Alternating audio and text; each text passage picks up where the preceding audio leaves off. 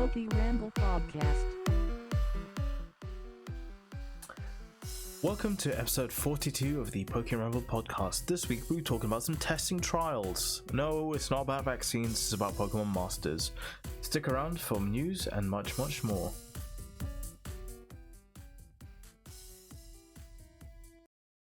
Yes, welcome to episode 42 of the PokeRamble Podcast. I'm one of your hosts, Kamel, and joined with me, as always, is the Battle Frontier Brain himself, Amit. Hello.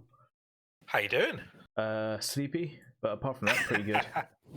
I was very impressed with your intro again. Yeah, no, that was totally off the top of the dome, which is actually like Nice. even like midway through that, I was like, wow, that actually is pretty good. That's like where have you pulled that from? So yeah, that's never gonna happen again on the show. So savor it.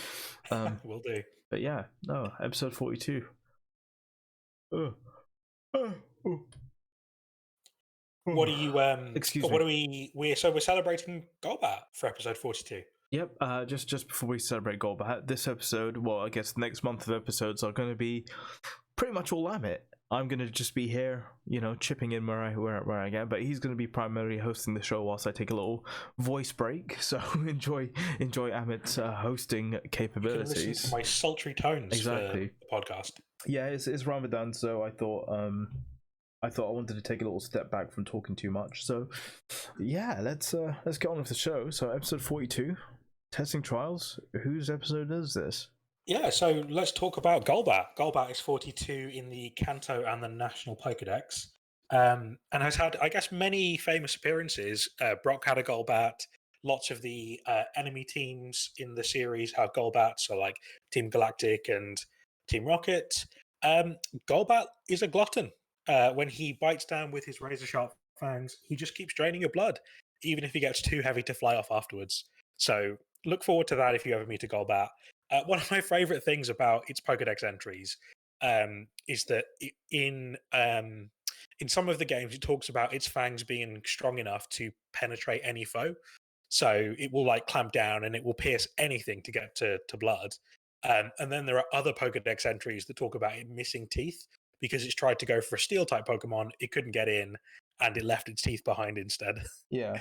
Which is that's commitment. Like if you're going that hard in that you're gonna lose you risk losing your teeth, that's good commitment. The interesting thing about Golbat is the way it's featured in some like characters. I think like Silver had a Golbat in his team, and famously, Golbat's one of those Pokemon that cannot evolve without love. Yeah. So, he's a good Well, guy. it might explain why a lot of Team Rocket members only have Golbats and not Crobats. Very much so. So yeah, let's talk about our first subject of the show, which is gonna be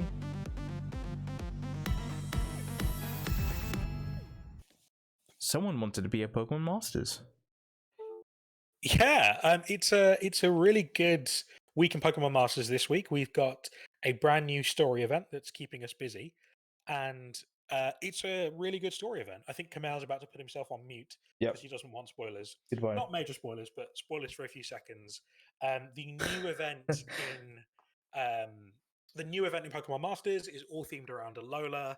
It's based on the trials from the Alola arc in Gen 7, and Kiawe, Mallow, and Lana set the trials on Paseo, and it's a really well done story that just has so many like Easter eggs and references to the original game. It's a really fun one and well worth checking out in Pokemon Masters. Alongside that, we have two new sync pairs who have joined the game alongside this new story event. The first is Elio and Poplio, and they can evolve Poplio all the way through to Primarina, who then has a really interesting moveset around debuffing and sleep. And then the other new pair to join the game is Selene and Rowlet, so the other protagonist from the Gen 7 games. And again, Rowlet can evolve through Dartrix into Decidueye. Oh, you're talking about Pokemon Masters like characters? Yeah, the two new ones that have debuted Oh, this bear week. with me, I've got a graphic for us. Who are you starting with? There you go. So yeah, Elio and Poplio, I guess we'll start with. And thank you for pulling up all the stats. So it's actually a really interesting sync pair. Both of these are spotlights, so they're not PokeFair, which means you don't need to pull on them desperately. But what's really cool about Primarina is it just does so many different things. It's got obviously as it evolves, it loses Water Gun and it gets Sparkling Aria, and it's basically an AOE water type move that does pretty good damage, but has lots of things both in its passives and its grid that can then debuff the opponent when it's hit by Sparkling Aria. X Special Defense All, which is handy. Sing, which is a move that will put the opponent to sleep. It's not AoE, so it's not quite as useful as Delphox.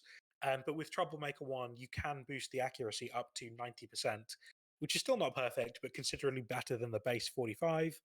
I think someone did a test on Reddit where they did like 300 sings, and after 300 sings they got like 270, was it? I think it was 93% yeah. they got from testing, which is pretty close to 90, and I think good enough to say that it's Troublemaker 1 is probably doubling the accuracy of Sing, which is probably a useful lucky skill to have on Primarina. It's not the bulkiest, and probably not the best to be your tank. So it would be a useful skill Troublemaker 1 to put on it. A water type sync move as expected, and then passives of Propelling Move 5, which basically has a chance to charge the user's move gauge by 1 when a move is successful. First Aid 4, which gives it some really helpful healing. And then Team Inflict and Heal 3, which has a moderately good chance of restoring the HP of all allied sync pairs when a status move is successful. So something useful to give you a bit of healing off Sing. And again, it's a really good pair to maybe have as a secondary one. You'll see in the grid a couple of different exciting things revolving around it being either a tank, but it doesn't have the quite the stat line that Signasuit Blue does. But things like Quick Cure, which are always useful for tanks, Team Sync Cure 9, which removes all status conditions from all allied sync pairs after using a sync move. Unbending and Haste to prevent statuses being lowered. And then the most interesting one, I think, is Sparkling Aria Mind Games 4, Trip Up 4, Defense Cross 4, and Fast Track 4, which basically has a chance of raising allied stats or lowering enemy stats. Lots of different buffs and debuffs off Sparkling Aria, which again is an AoE move, so you can get AoE stat drops, and a really nice kind of well-rounded sync pair somewhere in between that tank debuffer range. It's probably not one to pull for immediately. As we said, it is a spotlight banner, so it will come into the main pool come the next main banner later this month. So keep an eye out on it. It's a really good and a really interesting sync pair. Lots of good water teammates like May and Barry to use it alongside for the team skills, and a really good pair all around, really. Cool. And do you want to talk about the other sync pair? Yeah, Selene and Rowlet. Rowlet starts off as a pure grass type, and as you evolve it, although its sync and type is still technically grass, it does lose the move Tackle, and it gets replaced with Spirit Shackle, which is a ghost type move. They rhyme. They do. I had never thought of that. Tackle and Spirit Shackle. So as you you don't know why that's so funny, but I will tell you later. That is basically what Decidueye is all about. A dual grass and ghost type striker. Good buffs around Leaf Blade, basically giving it more perks the more times it lands critical hits, which is really nice. It introduces a brand new effect called the Restrained effect with Spirit Shackle. Not entirely sure how that plays out in most battles, as trainers don't normally switch out. May see some use in co-op, but at the moment, co-op is a pretty dead feature. And actually, it's very, very rare that trainers swap out their Pokemon even in co-op. So we'll see whether that has some usefulness. But at the very least, it does have Hold Hostage 5 as a passive, which powers up moves by 50% if the target is restrained. So it's a good thing to pop on there and then basically take advantage of all the buffs on Leaf Blade to deal serious damage quickly. Critical Speed 5, which raises Decidueye's speed when it lands a critical hit, and then lots of other things around that in its sync grid, like Critical Propulsion 3, which has a moderately good chance of restoring the move gauge by 1 when a move lands a critical hit for Leaf Blade, and a lot of other sync and healing gimmicks based around it landing critical hits. It probably isn't a stronger grass type damage dealer than Brendan, who does have access to ramming speed and inertia to give it a really good grass type damage capability. But it is a reasonable ghost type damage dealer. Um, Morty suffers from Phantom Force being a 2-turn move, which really holds back its damage per turn. Mewtwo and Shadow Ball is obviously very, very strong as well, but it isn't technically a pure Ghost type, nor is Decidueye. But the Restrained effect, hopefully, if co-op ever does get reintroduced, may be a useful thing to have. Again, it's a Spotlight banner. Don't feel like you need to pull for it, but it is very, very fun. And I know a lot of people who refuse to revolve Rowlet because Rowlet is awesome and people prefer Rowlet to Decidueye. So if you want to pick them up, you probably will in future banners when you pull on those, but it's nice to have 2 new Sync pairs. Wonderful. And then you're going to talk about the Champion Stadium? Yeah, so the first week the Champion Stadium has been eligible to compete with Master Modes now that all 18 types can be registered into the Hall of Fame. It's a fun week in Champion Stadium, I think, because there are some types that are pretty easy to beat. Irish especially was like Iris especially was quite a pushover, surprisingly. Yeah, we do have a lot of very, very top tier dragon type sync pairs now in Palkia and Cyrus, obviously Iris and Haxorus, now Champion Iris and Hydreigon, Signasuit Cynthia and Kamoa, even Claire and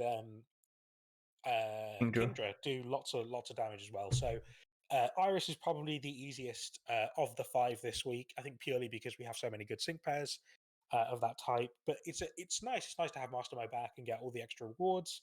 I did actually do a 3,000 point clear on Iris's battle, where I basically put a whole load of extra modifiers to handicap me on the battle and still managed to win it. So it is proof that it's an easier one this week. You can go check that video out on the Pokemon Master subreddit if you want to. But it was good fun. I like. How many hours of your life did you lose to doing that? Surprisingly, none. No, I'm not having this. 50 hours. No. I would say it probably took me an hour, but the majority of that time was trying to work out what the right team combination was. And my problem was that I was trying to use sleep, which wasn't as effective as I thought it was because I needed them to take a few turns. Yeah. And sleep was handicapping me. Then I tried debuffing speed with Palatine's Serena, and they were still taking too many turns, so that didn't work. And then I grabbed a Venusaur, and because my Champion Iris is 1/5 and doesn't have quite the damage output of a 3/5 Hydreigon, what Venusaur did really well is plug the gap in the damage with badly poisoned. So it was actually a really helpful way to not just debuff defense, so I did more damage, and also stack more debuffs on so that Iris could do more damage, but also that the poison did a lot more damage than perhaps I realized. Signasuit Blue is the tank of choice. I think Skylar would have done a great job as well. But it just it came together really nicely once I started using Venusaur. Imagine there was a pair that could do AoE poison and AoE trap as well. Yeah, that would be. I mean, AoE trap would be incredible. And I wonder if maybe when we get Dynamax, or I guess Gigantamax Charizard, where the Gmax Wildfire will have that ability, because that would be really, really helpful. Yeah. But there we are, Pokemon Masters. So I'm guessing we're going to move on to our next segment, are we? Yeah, let's move forward.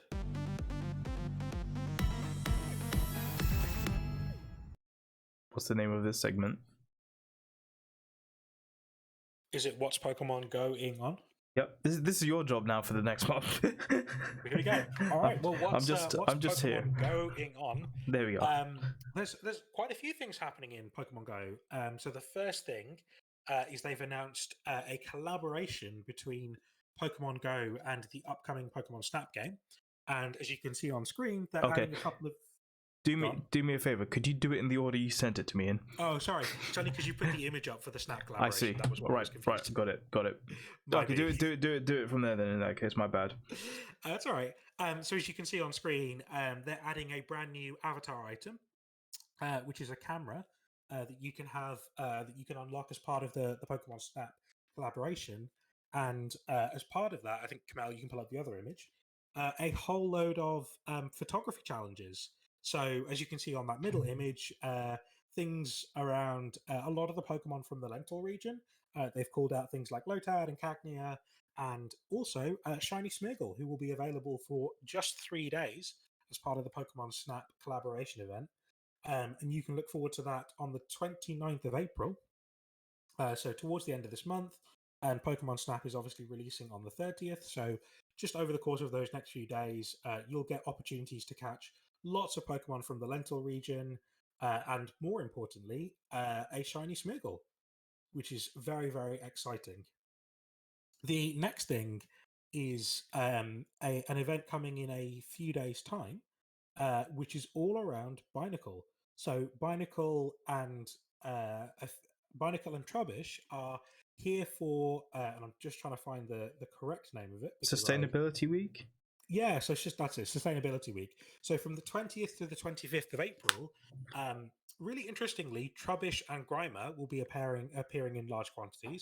Binacle is being introduced into the game, and Pokemon Go will be looking to promote, I guess, awareness for sustainability. So you can help clear up the streets of all the Trubbish and Grimer. You can even find a shiny Trubbish if you're lucky. And Binacle is really there, I think, to talk about the oceanic conservation and raise awareness for, dumping in oceans and water pollution. It's a really interesting addition to the game. It'll be running all week. There's also going to be a free T-shirt in the shop to promote Sustainability Week. Vileplume, Alolan, Executor, Binacle, and Trubbish will appear in raids. And it's just a really nice little event to do some promotion for sustainability. And finally, in the middle of that week, on the 24th of April, is Pokemon Go's first Friendship Day, themed around grass-type Pokemon who will be appearing in large numbers.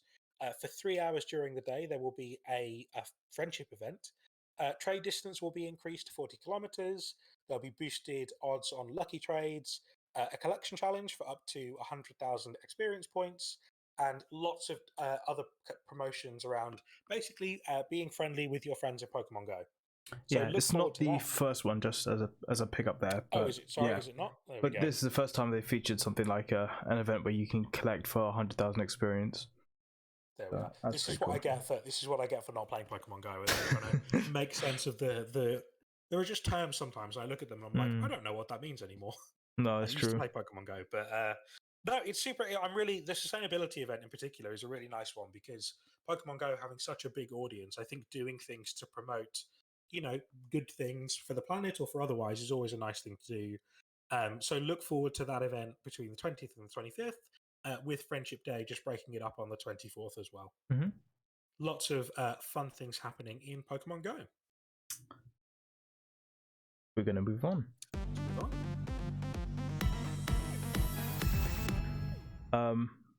I guess there was TCG news, not too much though, is there? Yeah, TCG as easy as 1, 2, 3. So we have full set lists confirmed for Jet Black, Poltergeist, and Silver Lance, which are the next, official sets coming out in the West for Pokemon TCG. Part of the Sword and Shield era, and will focus really on Ice Rider and Shadow Rider Calyrex, with both the V and VMAX cards appearing in their respective subsets. It will continue the theme of Rapid Strike and Single Strike. There are some really interesting trainers who are making return appearances alongside the Single Strike and Rapid Strike themes. And interestingly, they split Single Strike and Rapid Strike between the two sets. So some of the Jet Black cards are single and some are rapid, and vice versa. So I'm just checking that actually because it said it, but now I'm looking at it, I can't see any Rapid Strike. It looks like Jet Black Poltergeist is predominantly Single Strike, and Silver Lance is primarily Rapid Strike. There you are. Fact check yourself. I'm literally fact-checking myself live. That's what it looks like. So it looks like Jetpack Poltergeist is the single strike, and Silver Lance is the rapid strike. Talking of silver lances, we'll move on to our next segment. Yep. This is the segment of the show called Much to Do About Nothing, and it's not a silver lance exactly, more of a knife / a dagger. But here's this Assassin's Creed Pikachu.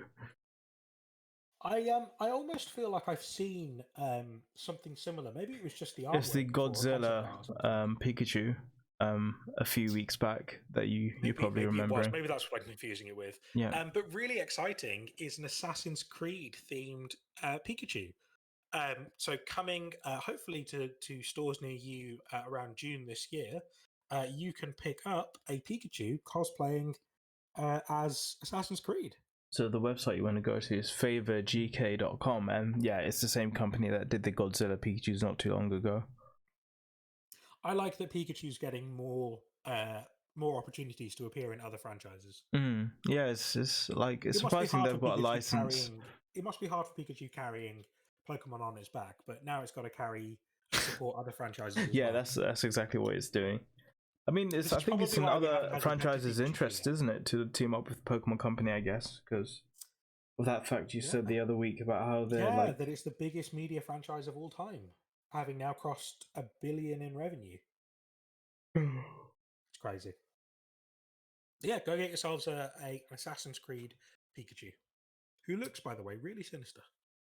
I kind of like it when it looks a bit more sinister than usual. It's not a smiley Pikachu. No. But I'll tell you what will make you smile is this next segment.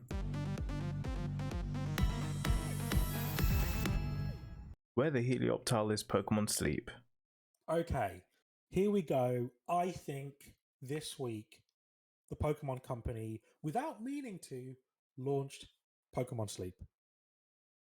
And you can right now head to pokemon.com/Pokemon episodes, where you can see Pokemon TV, which is if you haven't heard of Pokemon TV before, it's a service that the Pokemon Company put out for free, where they normally rotate somewhere between 3 to 8 seasons of the anime for free. And you can just go and watch them. Oh no, I've just realised where you're going with this. They also have... at the moment, they have all of the Sun and Moon episodes. They have the Ruby and Sapphire episodes up.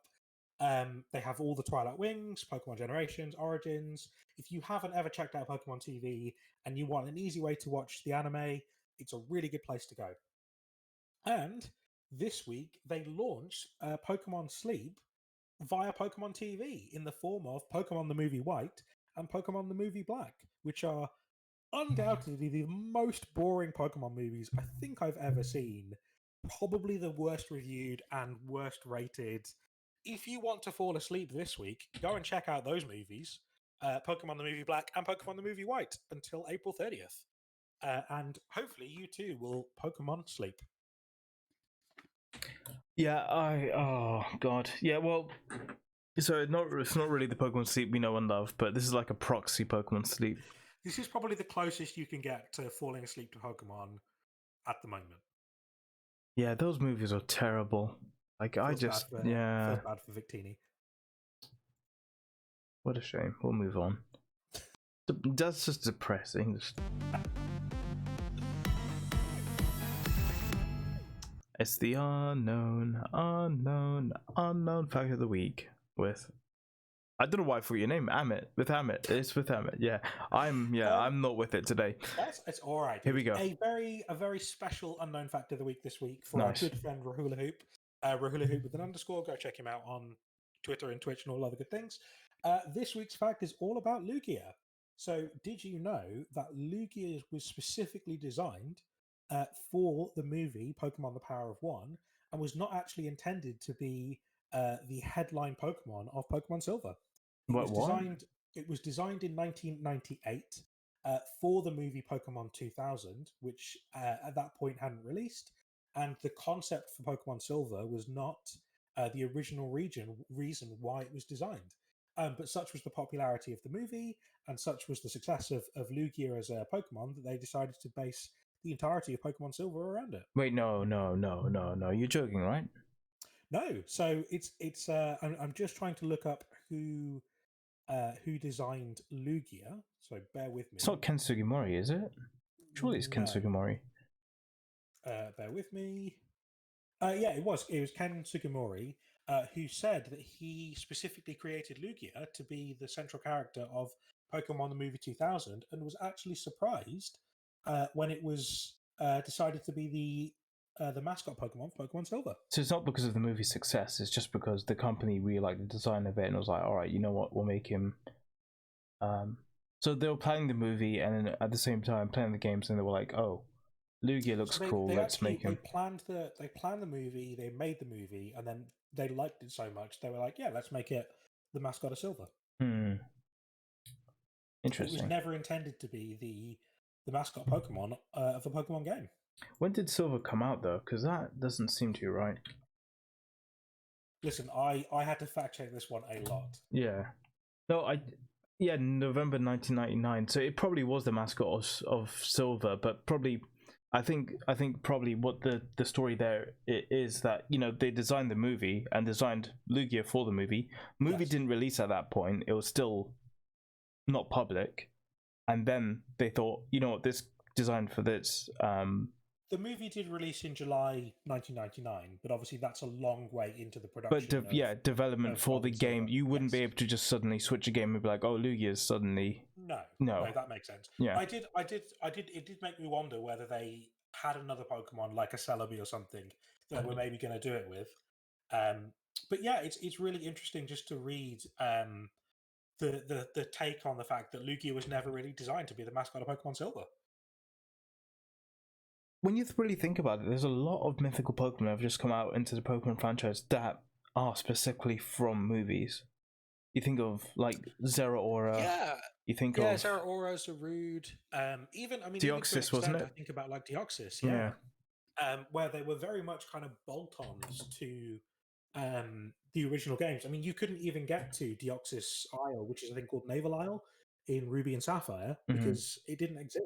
You could only get to it in Emerald. So it's very, very interesting the way in which they do mythical Pokemon. I guess the majority of them are probably designed for particular movies or events and not really themed around the games. Obviously very different from Mew and Mewtwo, who were kind of almost like quintessentially part of the Red and Gold endgame. Red and Blue endgame, as well as being obviously the stars of Mewtwo Strikes Back. That has been another episode of the PokeRamble Podcast. Yes, welcome to the month of the Amit. Me and you're going to have to talk about how we get these images synced up with the text. I normally title my images. Yeah. Whereas this time I just sent you a bunch of images. So I'll tidy that up. How did you find the first episode of you being the crux? The hardest part of it was not knowing going into the episode that I was going to be doing it. That was the scary bit. But I'll be good. Next time I'll do my fact checking in advance. It's been nice. It's been nice to just kind of, I guess, steer. I don't think websites help too often because of the way they phrase things. Is what I'll say about the fact checking bit. I always try and find like either I find specific quotes and I'm like, that quote I can believe because it's in context or video format. But yeah, it's nice because I get to give my take on things and not have to worry too much about you telling me that I'm wrong. Yeah, fair enough. Go and check out the Alola event in Pokemon Masters. It's really, really fun. And we will see you next week and do it all again. PokeRamble.com. You'll find us here in the usual place. Braden K is going to go enjoy a barbecue, and I wish that was me. Until next time, goodbye. Bye, guys.